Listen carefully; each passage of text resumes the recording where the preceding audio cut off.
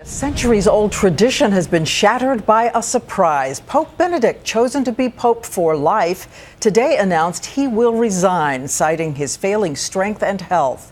And the toll of his 7 years, 9 months, and 24 days as Pope etched on his face. There he was, as we saw him on day one.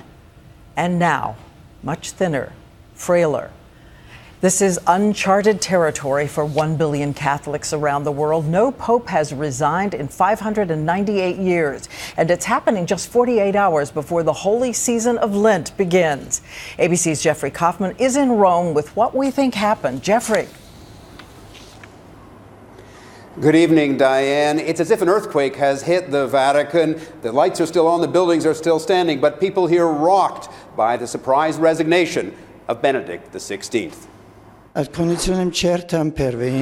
It began as a routine Vatican ceremony, but the Pope's announcement in Latin was anything but routine. I've come to the certainty that my strengths due to an advanced age are no longer suited to an adequate exercise of the papal ministry. With that, for the first time in 600 years, a Pope is resigning. Benedict XVI was already old, 78, when he became Pope. That was 2005. Here he is almost 8 years later, clearly frail and feeble. His older brother, Father Georg Ratzinger, said today Benedict is having trouble walking and has been advised by his doctors to stop traveling overseas. Benedict will relinquish his papacy on February 28th. Today's decision by Benedict XVI came as a huge surprise to me, and I think to everyone in Rome and also to everyone in the Vatican. As a cardinal, Joseph Ratzinger was known as John Paul II's enforcer of religious doctrine. He did not like answering questions. Here's ABC's Brian Ross asking him about a sexual abuse case in 2002. No, moment. No, there's a question whether you... Come to me when the moment is given. Not yet. In his almost 8 years as Pope, he would sometimes play the piano. He always wore his Prada-style red shoes. But his passion was preaching the gospel. He's never enjoyed being an administrator, and he paid a price for that. His papacy will be remembered for its scandals. Those endless sexual abuse cover-ups that cost more than $3 billion to settle. A string of financial scandals. Benedict tried and failed to clean up corruption.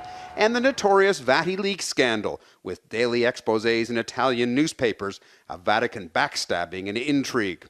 He may have been the first pope to tweet, but as leader he tried to hold back the forces of modernity, refusing to expand the role of women.